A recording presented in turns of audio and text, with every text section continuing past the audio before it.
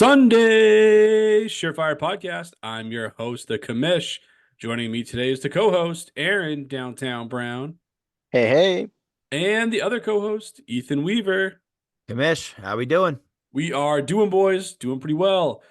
This week, we are coming at you with another round of startup draft. This time, we're talking yet again another 12-team Superflex league, where it's a tight end premium league, full PPR for all the other positions, but double PPR, so 2 full points per reception for the tight ends. Other than that, you start your one quarterback, your one Superflex spot, one running back, two receivers, one tight end, and four regular flex spots. But last week, where we were talking about the same draft, actually, we were talking about our favorite picks in every round. This week, we're going to go the other way with it. We're going to get a little bit negative, and we're going to talk about our least favorite picks in each round. So, essentially, the exact opposite of what we did last week. Ethan and I are going to be doing the bulk of the analysis on this one, and Aaron is with us, but he's going to be kind of just chiming in quickly on our thoughts, and maybe if there's a little bit of a Ethan and I don't necessarily agree on a player. Maybe Aaron will come in and just be the deciding factor on that front, I guess. Maybe Aaron can keep score on his side and see who he agreed with more, myself or Ethan. So that'll be fun. But I went first last week. Ethan, we'll give the floor to you here. Tell me who your least favorite pick in round one of this draft was. Okay, I want to thank Aaron for making this a very easy selection. I'm sure the commission agrees, but don't hate the player, but I think the worst pick value-wise in the first round had to be the 1-6 Marvin Harrison Jr.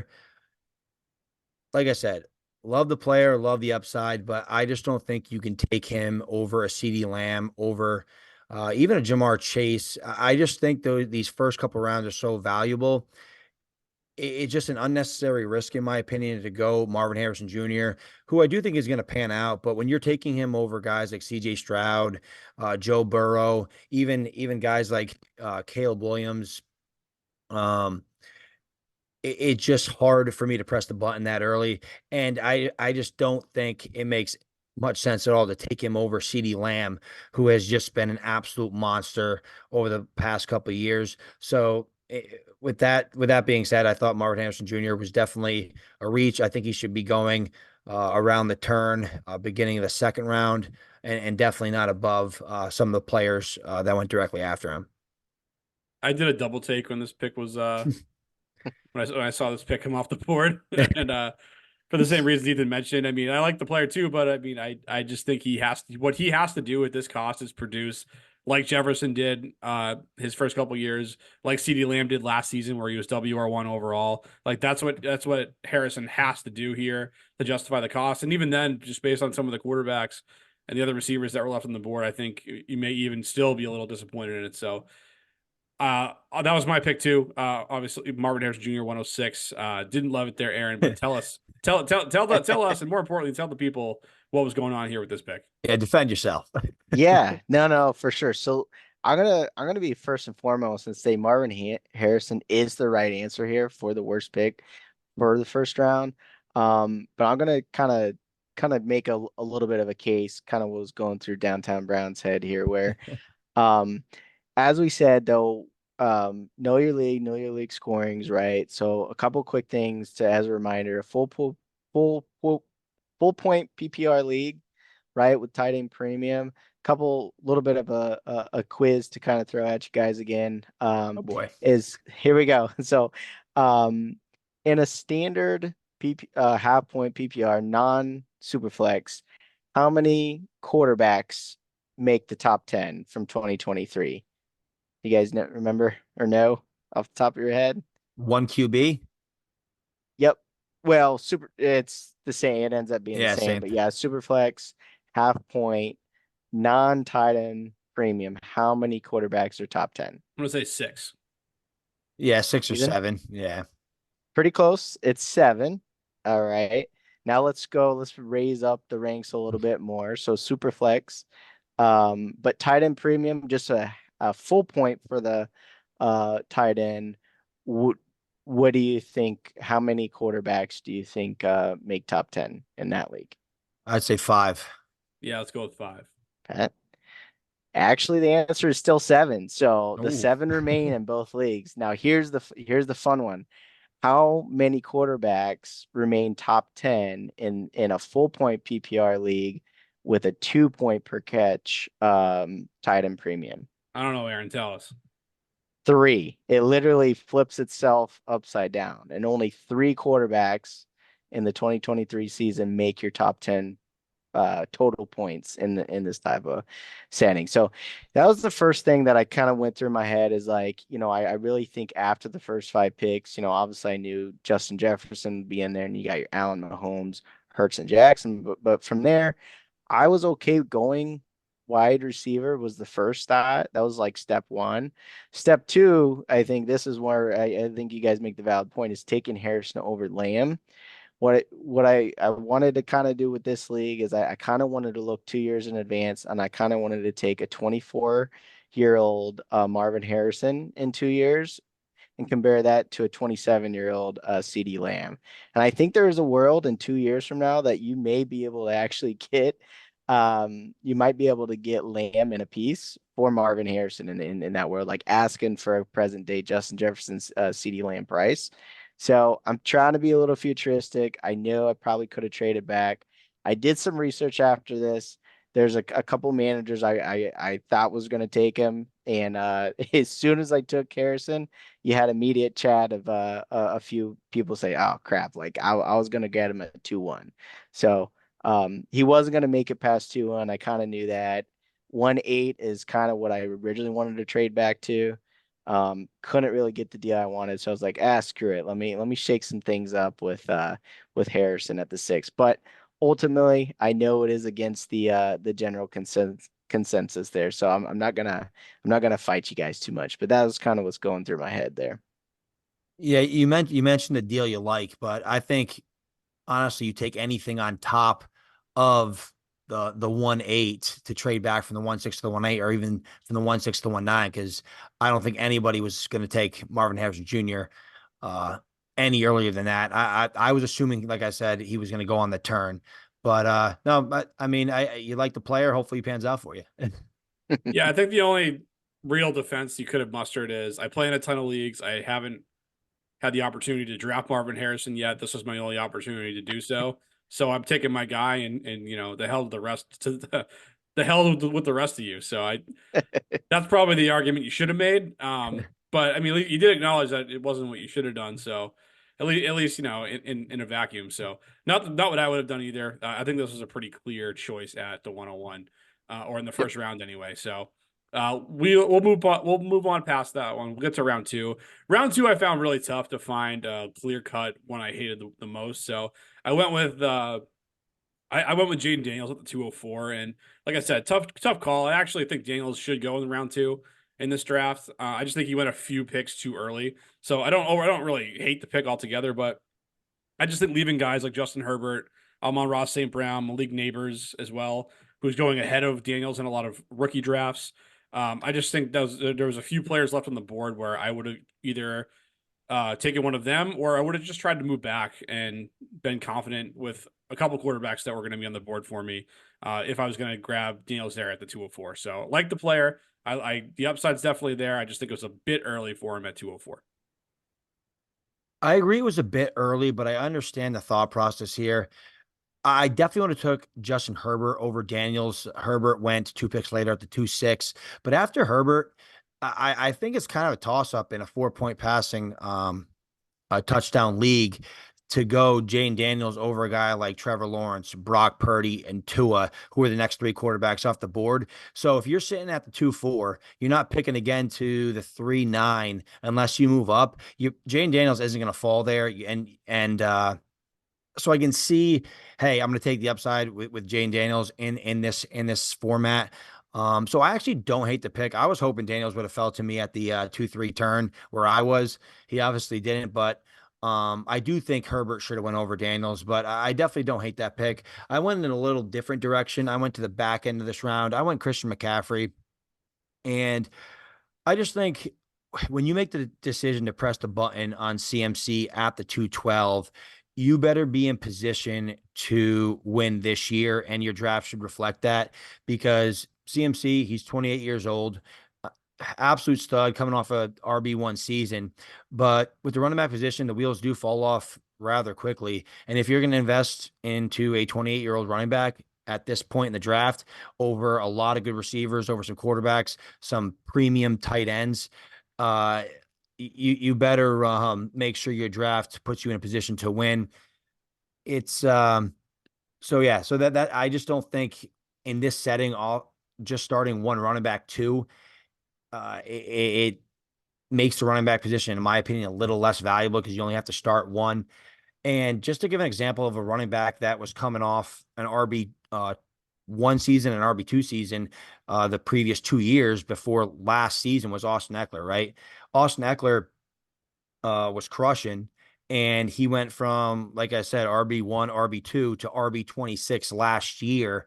And he went from a startup 3-6 position. I was in a startup last year and he went at the 3-6. And with a bad year and some injuries, he fell all the way to the 13th round in this draft. Eckler, the fall off was rather quick. And you see that in his ADP from 2023 to 2024. And unfortunately, with these running backs, it's not a gradual decline; it's a cliff. I'm not saying the cliff is going to be tomorrow for McCaffrey, but when it comes, it falls off quick. And I think you probably have a 2-year window to capitalize in CMC, which is why I'm a little hesitant to pick him up at the 212. Aaron, what say you?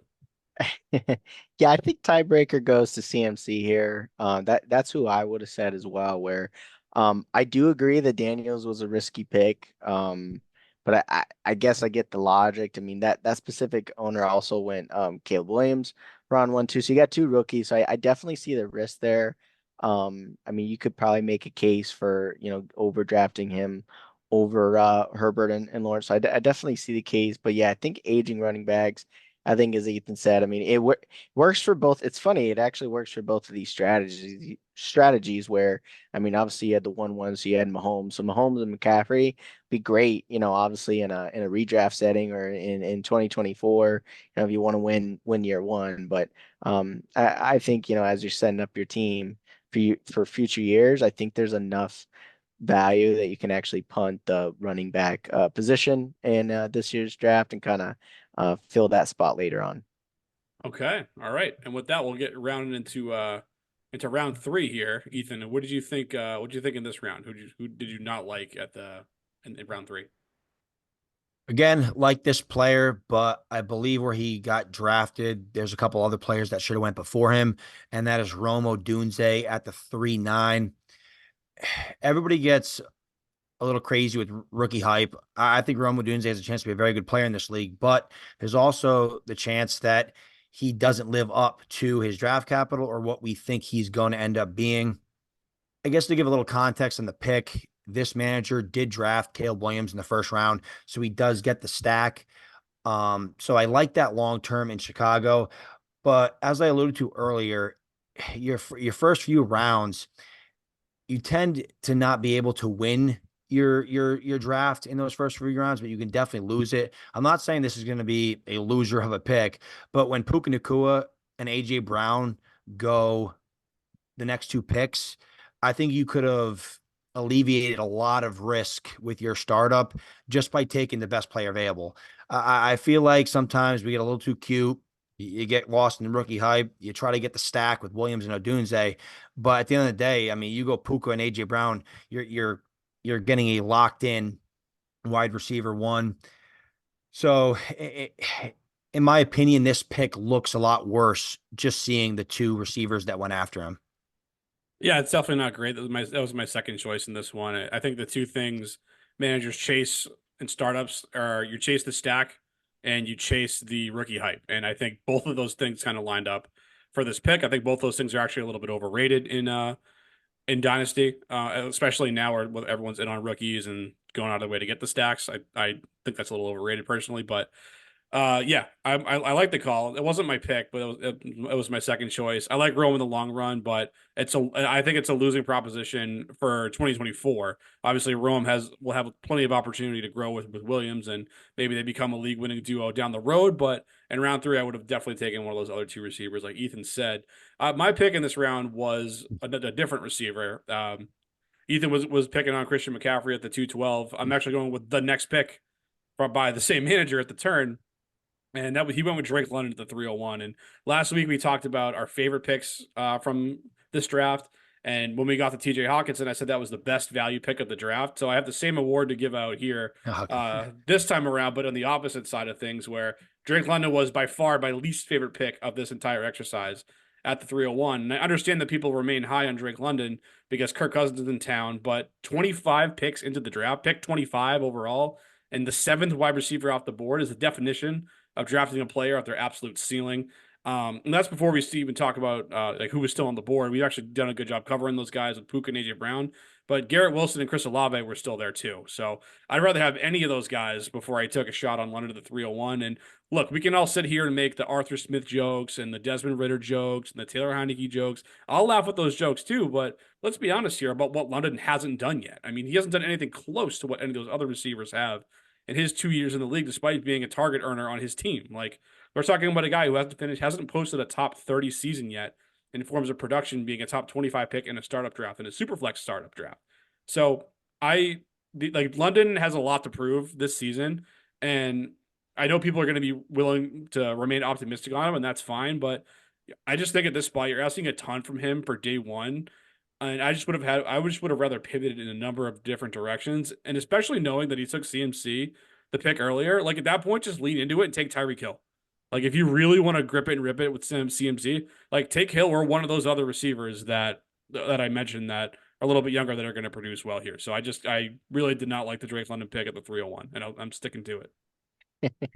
Yeah, I think we all know your Drake London hatred there, Kamish. I've just been right about him over here for 2 years. I don't know what everyone else's problem is. Well, that's why I was shocked when you took him, and I think the back end of the 3rd or maybe early 4th in your startup last year. Because I'm like, hey, I thought the commission hated this guy, but sometimes you gotta draft players, and hopefully you got to draft players that the community likes, so you can sell them off in trades. But no, I do agree with your point with Drake London. I do like Drake London better than Olave, and I would take Drake London, I think, better than Tyreek Hill. But I do think you make a good point with this manager drafting CMC. If you lean into it and go Tyreek Hill now with Mahomes, McCaffrey, and Hill, you're cooking now. But I don't think you can draft a Drake London over guaranteed results in guys like we said, AJ Brown, Puka Nacua. I mean, I think even Garrett Wilson and Chris Olave, even though I'm not the biggest Olave guy, I think they are safer because Drake London, his first 2 years, full point PPR is coming off a wide receiver 31 finish and a wide receiver 37 finish. So to Commission's point, you can blame it on the quarterback play. You can blame it on Arthur Smith. You can blame it on a lot of different things. But right now you're drafting a guy at his absolute ceiling. And if he doesn't do it this year, his stock is going to just plummet. Like this is a make or break year for Drake London and a Kyle Pitts, because guess what? There's no more excuses anymore if they go out there and drop the ball again, because you have Kirk Cousins, you have a new OC. The time is now for them to step up. And if they don't, they're just going to be descending assets. Yeah, just to do a quick tiebreaker here. I mean, I definitely hear both stories. I'm probably gonna go with the Dunze as well. I think just for the fact that, I mean, you're passing up on Puka and AJ Brown. I think that's just a bigger difference where, I mean, yeah, maybe you're passing up on Garrett Wilson and those players, but I do see the risk with London this year. I don't think he can do worse than his previous 2 seasons, having Kirk Cousins as his QB. I But hope yeah, not. like you said, if he does, then oh my gosh, like I'm gonna be I mean, insufferable when that happens. yeah, I mean, Commission's probably gonna throw a Drake London party, right? Well, I'm just saying because Drake London was even in Superflex, this is a 2022 draft. Like he was like he was an early pick because there were not a lot of quarterbacks in that draft. So receivers were going really early in that, and even in Superflex formats. And if you tanked a whole season for Drake London to draft him at the 103 or maybe the 104, like, do you like those results so far? Like you don't, and now you're already in a spot where you're like, oh my god, this guy has to do it this year, or I'm going to be stuck with this, this guy who just can't get it done no matter what's going on around him. So Yeah. Yeah, and I think back on the Dunze part too. I think it's almost like drafting JSN a few years back. Like you got to be patient. And you got to wait for him to emerge, and it might be 2 years from now. So to be clear, you like the Odunze pick less than you like the London pick?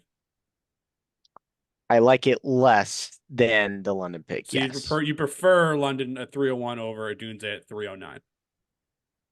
yes. Okay. I'm not Uh, with you there, but it's not my call, it's yours. So with that, Hey, we'll just thank you, Aaron. yeah, that's wild. See if we can come Remember, back. that's the guy that took Marvin Harrison at 106. There But you go. I digress, Ethan. Talk like get me into round 4. What do you got for us there?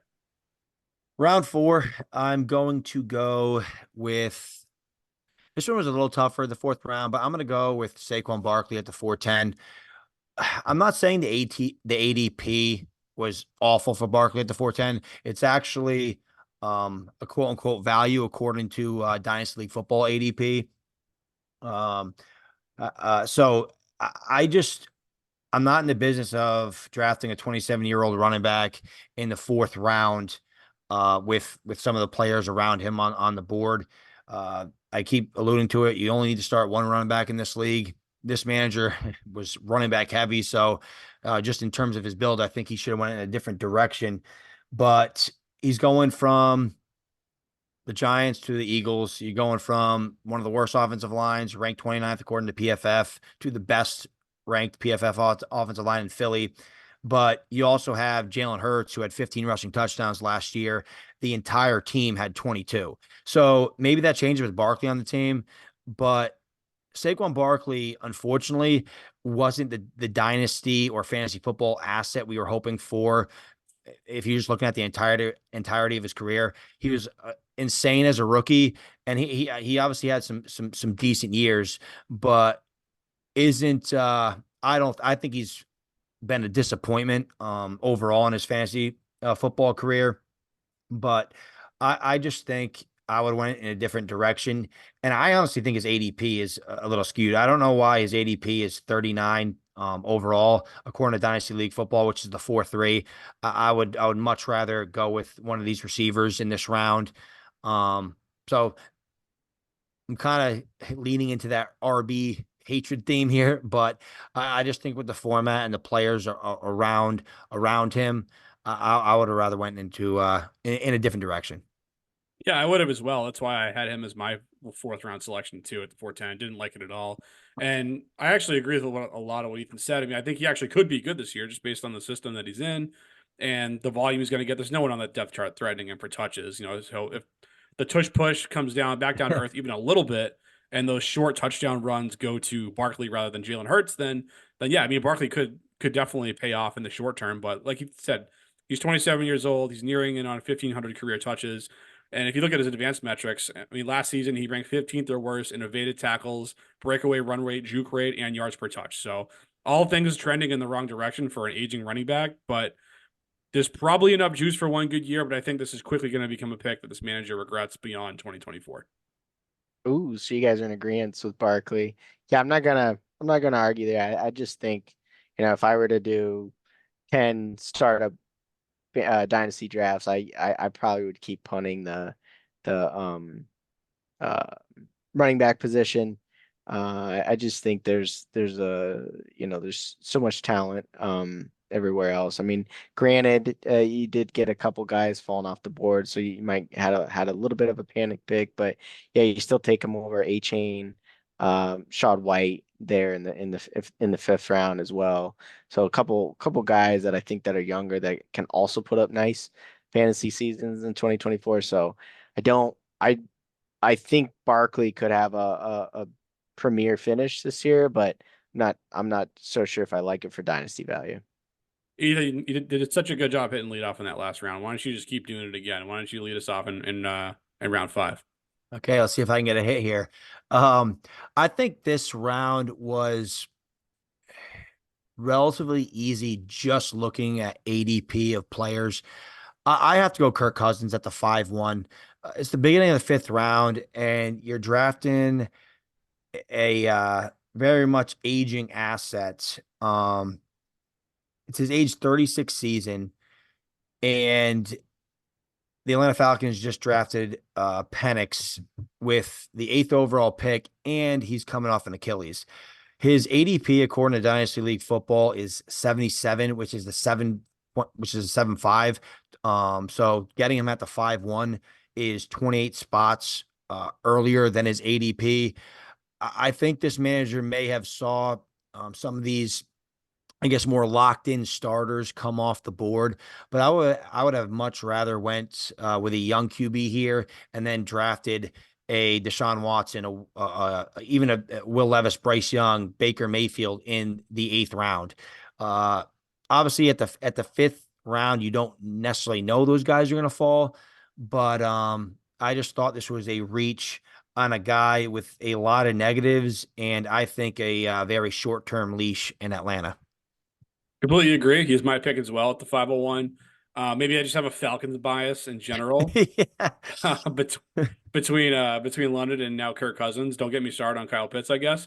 But yeah, I think people are just kind of saying like, oh, this is a neutral move. Like he was a QB1 in Minnesota, he'll be a QB1 in Atlanta. And I think that's really just not going to be the case, quite frankly. I mean, in Minnesota, they were a top 6 offense in pass attempts per game each of the last 2 seasons under Kevin O'Connell. He's now pulling up stakes and moving to a new city. He gets to learn a new offense, and he's recovering from the injury. And let's be honest here, like Drake London and Kyle Pitts, as much as you want to like those guys, anybody out there, like it's not Justin Jefferson and TJ Hawkinson. Like the pair does not equal. They haven't done that yet. Like just that just is what it is. I'm not entertaining a debate on that point. Like so you kind of put all that together. Like you said, Cousins is age 36. They just drafted his replacement. He's effectively on a 2-year contract if you look at the manner in which it's structured. So like it has to happen right now for Cousins, and it's just too rich for my blood. All those things together with a top 50 selection in a Superflex league. Well, it's clean sweep, guys. I mean, I guess maybe play devil's advocate a little bit. I mean, the manager, maybe get in their psyche a little bit, probably going for that stack that you talked about earlier. I think it's one of those cases. It's probably not worth reaching on a QB just to get a stack, especially an aging asset. So definitely agree with you guys, but trying to kind of look into the thought over that pick right there. Yeah, the only other pick I even considered in this round was yours, Aaron, is Rashad White, the 5.506. And that's just because I mean White just ate volume last year, and maybe he will again this year, but the advanced metrics on him weren't great either last season, and I think he's a guy who could be replaced in the long run. So that he was my honorable mention in round 5. Ethan, any quick thoughts on that? No, I agree there. Just format alone with the running back position and Rashad White's advanced metrics, he was very, very inefficient on the ground. He was, as you said, he was lifted up by pure volume and the receiving game. So I think Bucky Irving, if he can get a role there in that third down back as that third down back and eat into some of Rashad White's reception totals, I think that's going to hurt him. And Canales is gone, so who knows what that's going to do to Rashad White and that Tampa Bay offense. So I think Rashad White is a prime sell candidate, which we touched upon a couple episodes ago, because he's coming off a great season, and this might be his peak. And I probably see a steady decline from here on out. Aaron, I guess I can't just knock on your pick and not give you an opportunity to say anything in your own defense. So if you have any quick words on that, go for it.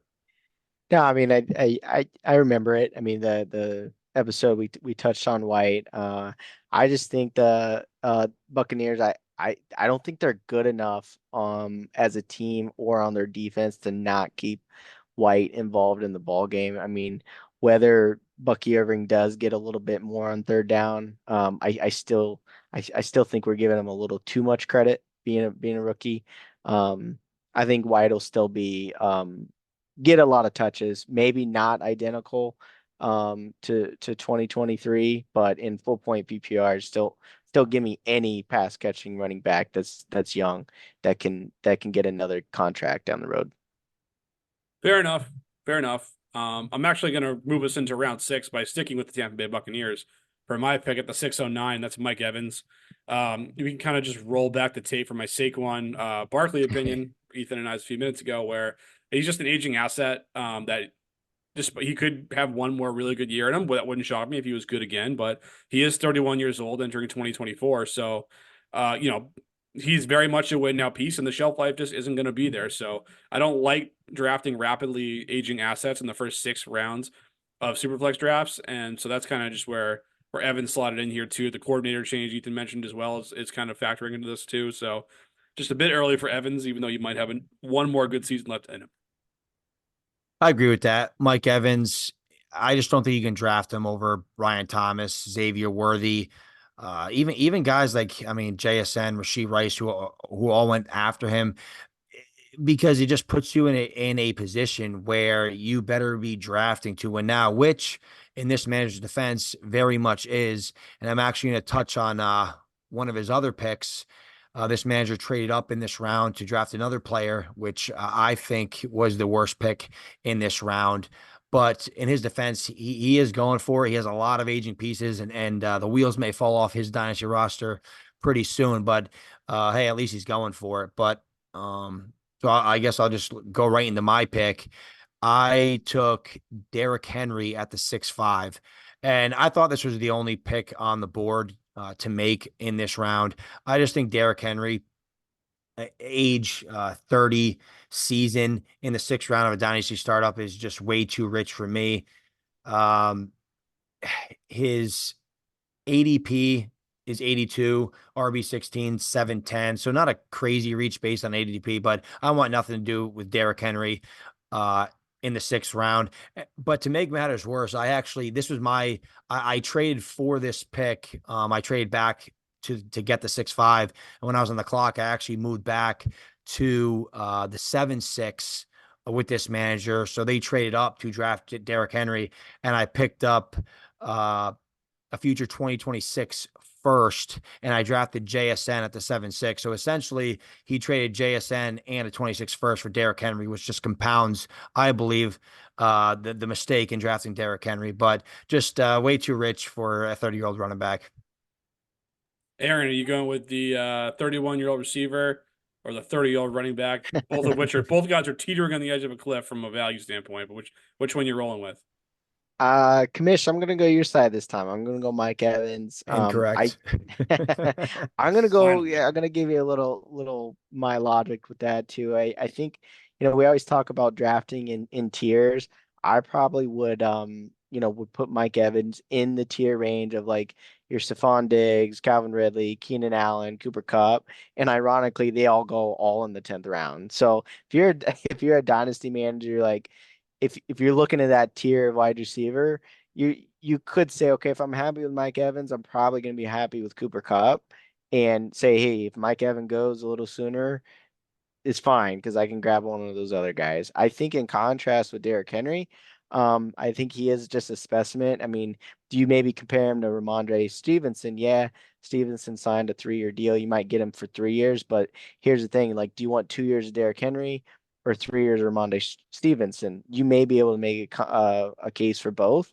But I think there are a lot of Derrick Henry truthers out there where I'm going to lean on Evans on in this round.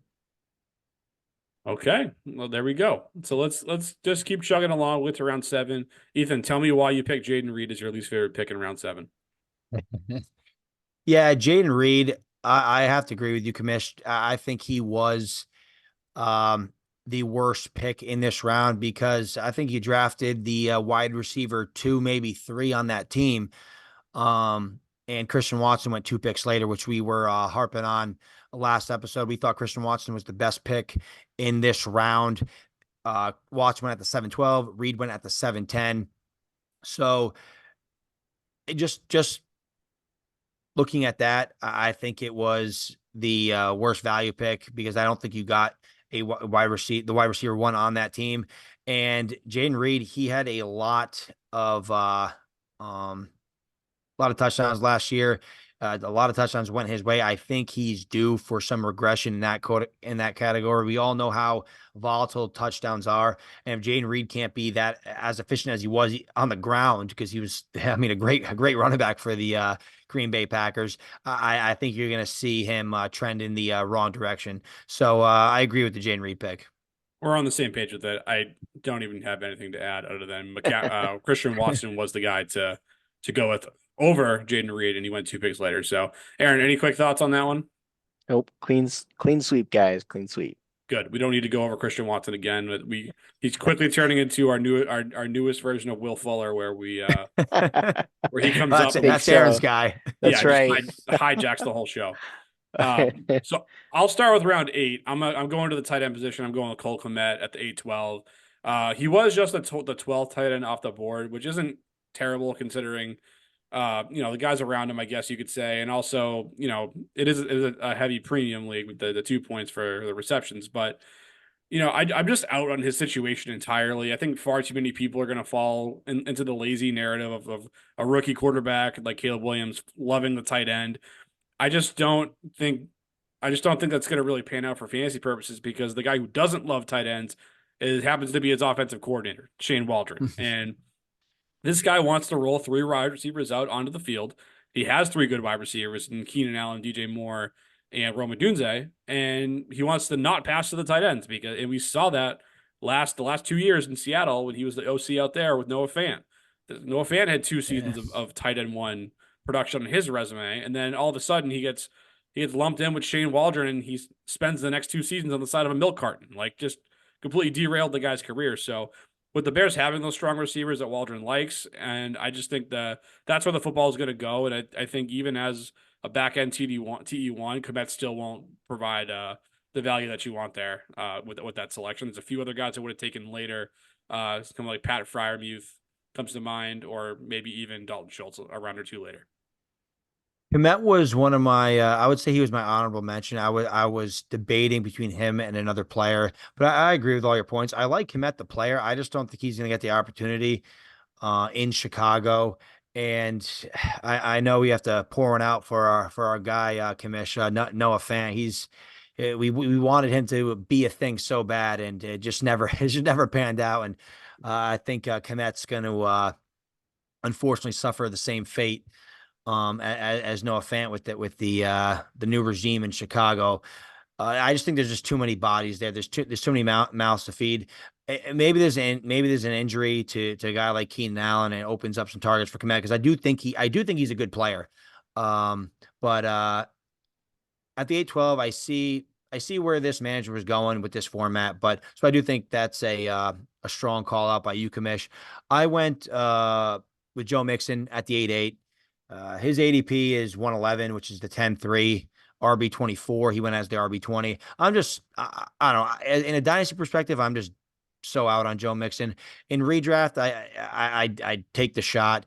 I mean, he's a 28-year-old running back going to a new team. He's going to be the RB1 there. I mean, there's talks that there's going to be maybe a 1-2 punch with him and Damian Pierce, but I'm just not looking to draft an aging running back over even a guy like, I know you hate this player, but even a guy like Bo Nix, right? A young rookie quarterback, or Baker Mayfield. I mean, Michael Penix or a couple picks later. I just don't think Joe Mixon is good value here. There's just other players that you can draft and get better value. And this, I think, is a situation where you're almost trying to fill out a roster instead of drafting for value. I would have punted Joe Mixon here, especially when you can get guys like Dave Montgomery, Tony Pollard, Kamara in the 10th round. So that's why I would avoid Mixon at the 8-8. I'm gonna tie Kamish up here. I'm gonna go with Komet here. I know the format is very favorable to tight ends, but I think just in the fact it's just because I'm so high actually on Joe Mixon right now. I think this is great value for Mixon. Great value. Come on. Yeah, oh yeah, like Oh, I actually hate yuck. this. I hate these 2 rounds in Dynasty right now, where it's like I'm actually okay where if you got enough younger talent in rounds before that, if you want to go a little bit older, I really think Mixon is fine. He can be a top 12 and RB1 again, and possibly even next year too with that Houston offense. So I think I'm just gonna go with Kamish just because how I am with Mixon right now. All right, we found him. We found the guy who's still high on Mixon out there, and I wish I had some Mixon shares to move to you, Aaron. Oh yeah, I'll take him. Maybe I'm I all about Joe Mixon still. I'm gonna sift through my teams later to see if I have any Mixon I can sell, Aaron. Noted. That'll give me something to do later. Send him this way. But let's keep rolling, Ethan. Talk to us about round 9. I had a tough time with round 9. There was two players I was going back and forth on. Um, and I think I'm going to stick with the tight end position and go Ben Sinnott at 9-4. I get the upside. I mean, Sinnott is an athletic specimen. There's not a lot of competition in Washington, but I just would have went in another direction here. I don't think I would have drafted him over a Dalton Schultz or Dallas Goddard, which in this case he was. I get the swinging for the fence in this format for a young, athletic tight end, but even a guy like Luke Musgrave, who had great draft capital by the Packers a year ago, I believe went in round 11. I would probably rather have Musgrave than Ben Sinnott or Sinnott, however you pronounce it. But I just think it was a slight reach, but based on the format, I can see I can see the reach here, but just with those reasons, that's why I just didn't love the pick here.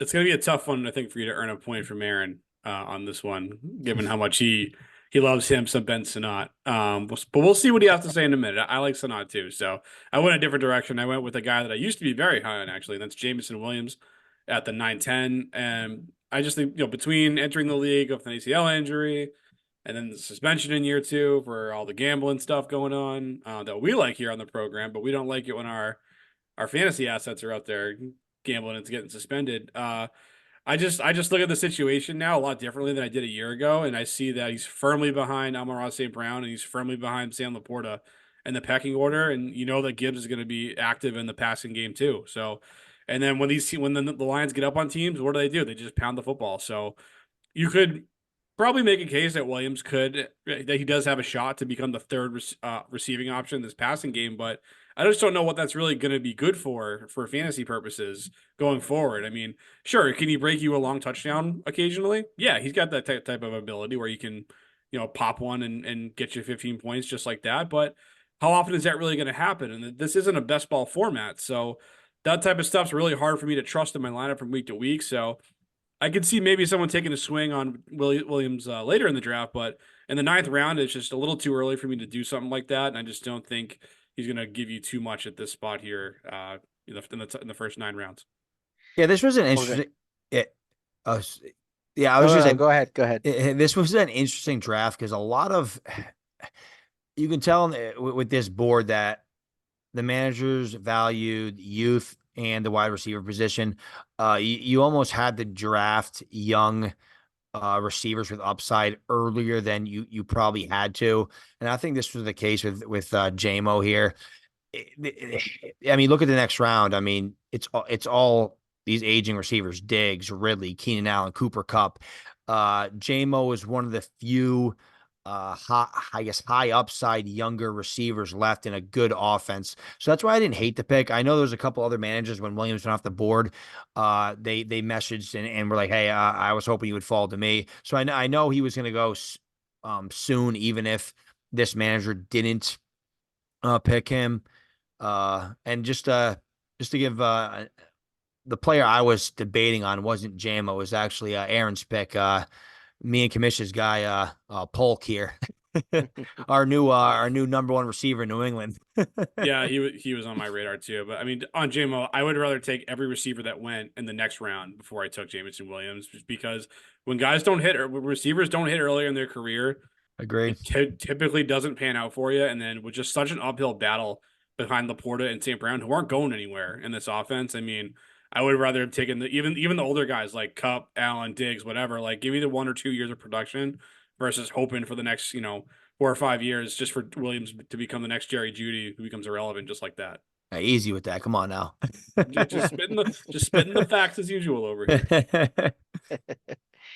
All right, guys. So, I like both. I like, actually, I like all three. I mean, I even know my Polk pick. It was that I love it, but I was like, I like the potential upside with Polk. But, I'm gonna decide on Sanat here. I think just for the fact of, I think he went a tad bit early. I think to your point, when you see, even Pat Fairmouth still on the board, I think you could have probably grabbed him a little bit later.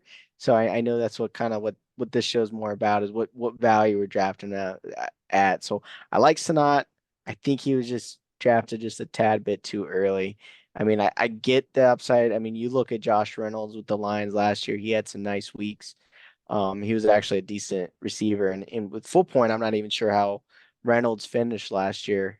Be interesting to know. I don't have Josh Reynolds stats memorized, but it's a interesting upside with JMO, especially if either Laporta or St. Brown do get hurt. I mean, I think Williams could emerge more, but I'm gonna side more on the Sanat pick, just where I think he could have probably grabbed him a little bit later.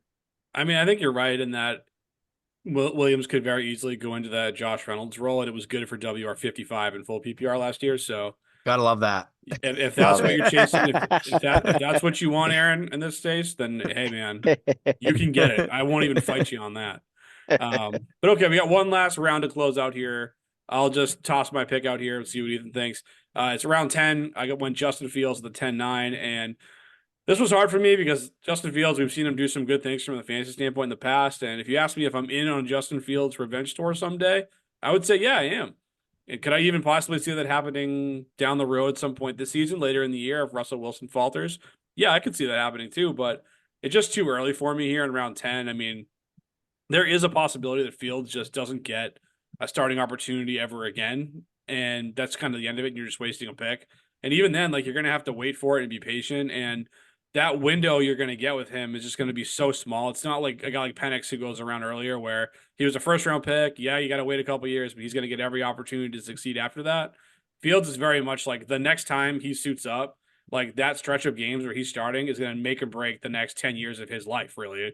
Whether he's going to be, you know, someone like a Baker Mayfield who gets a new lease on life and then kind of rebounds in a big way as a starting quarterback, or is he going to be just another guy who like Mitch Trubisky who gets a second shot and starts for a bit and then he stinks and then that's kind of just it for Mitch. So what Fields is, I don't know, and I just felt in around 10 it was a little bit early to take that risk, especially in a deeper starting format. I agree with that. Fields, I was debating between Aaron Rodgers and Fields, and just because I think a 40-year-old quarterback in the 10th round, I would have liked to wait or drafted guys like Russell Wilson or Derek Carr later. But I think I have to agree with you, Kamish, with Justin Fields, just because I like the thought process of drafting a guy like Justin Fields. I just don't think you had to do it at the 10-9. Justin Fields is a guy I would have liked to get, I don't know, a couple rounds later and take that kind of home run cut if he does maybe take the job from Russell Wilson, or in a year he can test the market and see if he can get a starting job. So I definitely like the upside in Fields, and this could end up being a great pick if he can win the job this year or hit free agency next year and find a starting job. I just don't think 10-9 was the appropriate spot to take that shot. So we're all agreeing on Fields here.